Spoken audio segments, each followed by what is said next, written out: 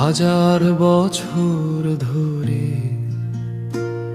আমি পথ হাঁটিতেছি পৃথিবীর পথে, সিংহল সমুদ্র থেকে নিশীথের অন্ধকারে মালয় সাগরে। অনেক ঘুরেছি আমি বিম্বিসার অশোকের ধূসর জগতে, সেখানে ছিলাম আমি আরো দূর অন্ধকারে বিদর্ভ নগরে। আমি ক্লান্ত প্রাণ এক, চারিদিকে জীবন।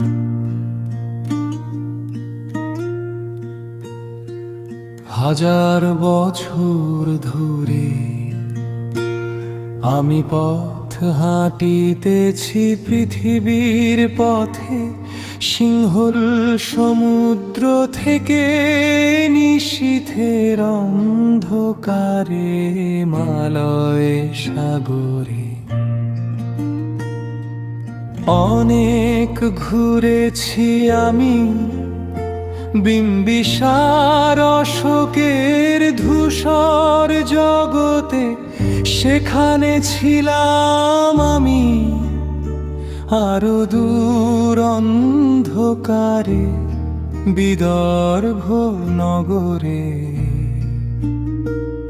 আমি ক্লান্ত প্রাণ এক, চারিদিকে জীবনের সমুদ্র সফেন, আমারে দুদণ্ড শান্তি দিয়েছিল নাটোরের বন্যতা সেন। চুল তার কবে কার অন্ধকার বিদিশার নিশা, তার শ্রাবস্তির কারুকার্য অতি দূর সমুদ্রের পর। হাল ভেঙে যে নাবিক হারায়েছে দিশা, সবুজ ঘাসের দেশ যখন সে চোখে দেখে দারুচিনি দ্বীপের ভিতর, তেমনি দেখেছি তারে অন্ধকারে। বলেছে সে এতদিন কোথায় ছিলেন, পাখির নিজের মতো চোখ তুলে নাটোরের বনলতা সেন।